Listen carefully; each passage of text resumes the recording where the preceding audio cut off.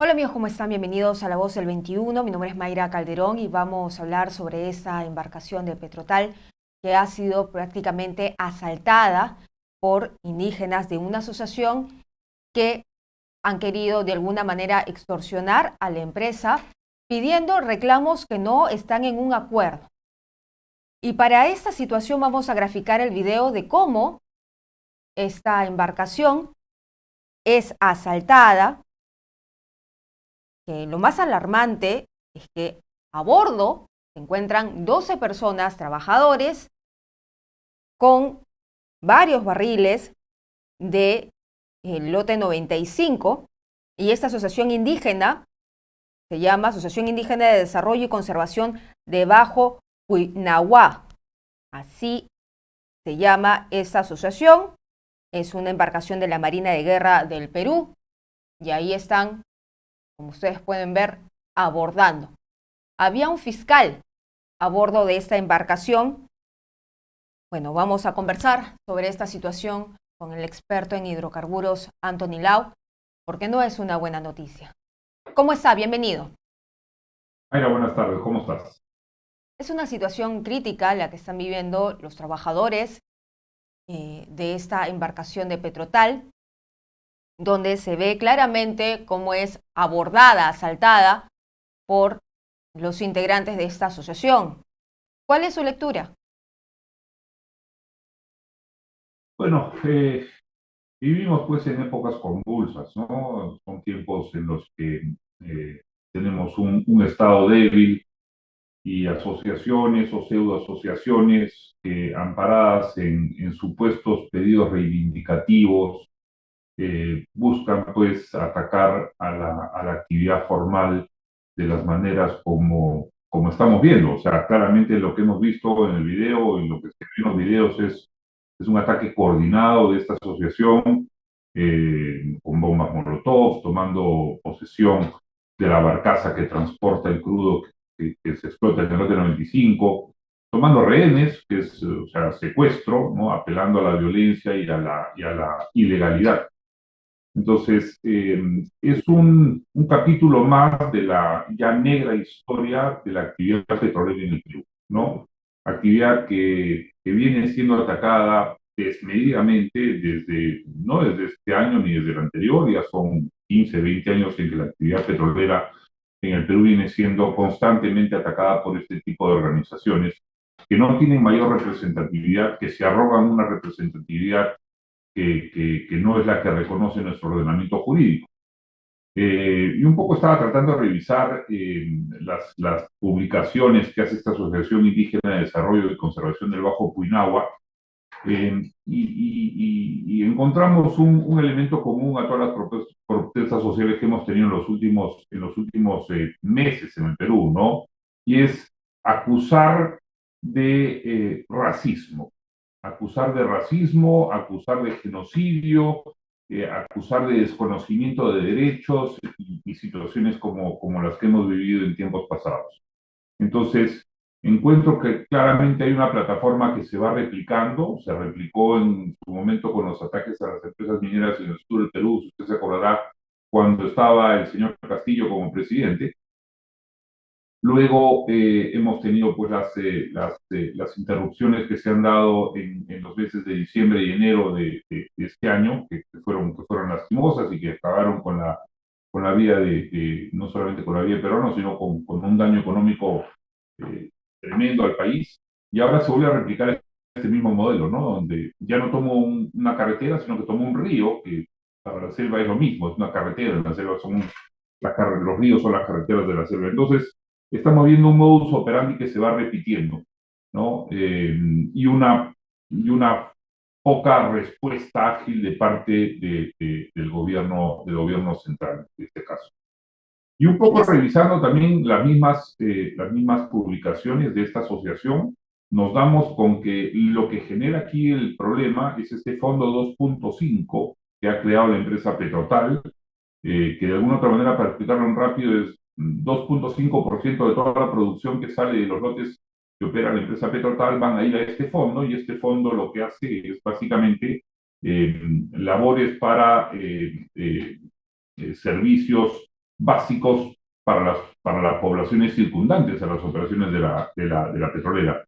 Y claro, al final del día todo se subsume a lo mismo, plata, ¿no? ¿Quién controla los recursos? Entonces, claramente esto escudado, disfrazado en una protesta social con índices o caricias raciales o de discriminación, lo que busca y lo que persigue en realidad es eso, quién controla los dineros, Entonces, ¿no? ¿Quién decide qué se hace y qué no se hace? entonces esto es una extorsión.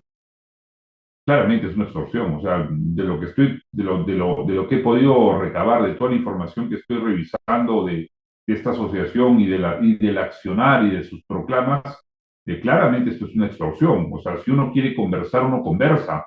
No toma pues como rehenes a trabajadores, a un fiscal, no ataca a la Marina de Guerra del Perú, no ataca infraestructura con bombas Molotov, además infraestructura.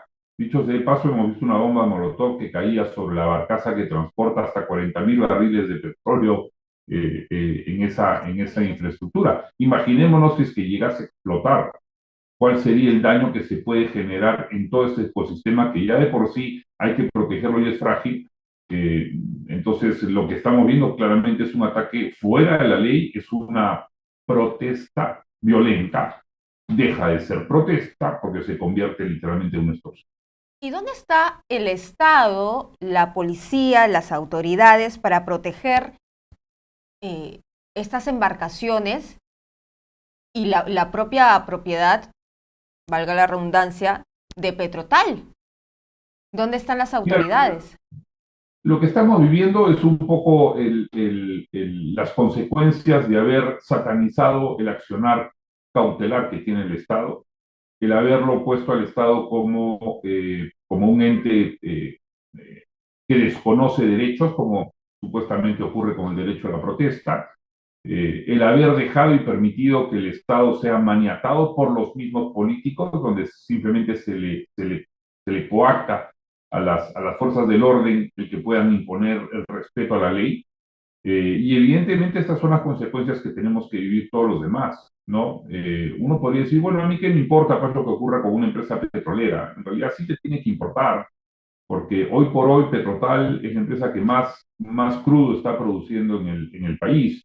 Y si que ese crudo o ese petróleo no llega a nuestros centros de consumo, lo que tenemos que hacer es salir a adquirir el crudo que consumimos todos los días de países vecinos. Entonces, por un lado, perdemos producción propia, por un lado, perdemos ingresos fiscales que benefician al Estado en su conjunto y específico a esas zonas determinadas con el canon y con las regalías que se pagan.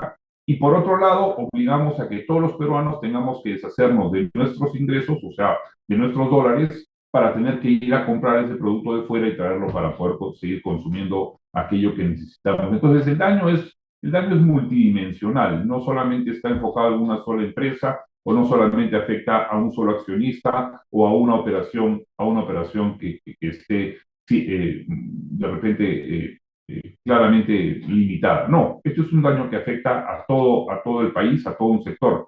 Y permitir, como hemos visto que se permite, por ejemplo, el oleoducto norperuano sea perforado una semana sí y una semana no, una semana sí y una semana no, permitir aquí que haya un secuestro, que haya un atentado contra una operación privada, es abonar sobre aquello que ya habíamos dicho al comienzo, que es este ataque constante y furibundo que la industria petrolera enfrenta en el Perú hace más de 20 años.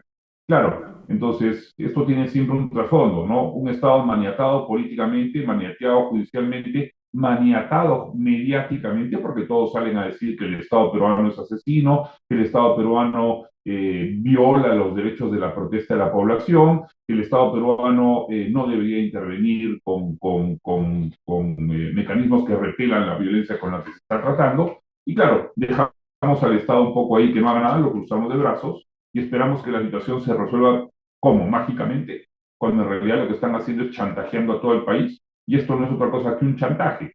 En una democracia, en un Estado de Derecho, las personas y las instituciones dialogan, conversan y dialogan y conversan en base a a un marco jurídico. Una de las cosas que me llamaron más la atención es que esta asociación del Cuinagua lo que busca es y lo dicen textualmente, tener control territorial sobre la zona supuestamente en la que ellos tienen influencia donde habitan. Eso significa entonces que liberamos la zona. En esa zona no aplican las leyes del Estado peruano. En esa zona la autoridad simplemente no es conocida, es desconocida. Entonces lo que estamos haciendo es justamente lo que pasó en Puno, justamente lo que pasó en Arequipa, justamente lo que pasó en Ayacucho, justamente lo que pasó en Cusco, donde simplemente al Estado lo relegamos y creamos minifundios, ¿no? Manejados por caciques locales que simplemente desconocen el Estado de Derecho y la legislación nacional. Bueno, vamos a ver qué responde el premier Alberto Otárola. Ojalá que se les hagan las preguntas o que se haga por lo menos a referirse sobre el tema. Igualmente la presidenta. Yo le agradezco, señor Lau, por estar con nosotros. Encantado, muchas gracias a ti. Bien, era entonces el experto en hidrocarburos Anthony Lau, columnista también de Perú 21, que estaba refiriéndose a lo que acaba de suceder, lo que ha mencionado en un comunicado de la empresa Petrotal, donde se ve claramente, lo hemos visto al inicio de la entrevista, este video donde la embarcación es asaltada por estos integrantes de la asociación Ñagua, donde prácticamente han tomado por asalto. Tienen secuestrados a 12 trabajadores, incluido un fiscal. Nosotros vamos a regresar más adelante con más información.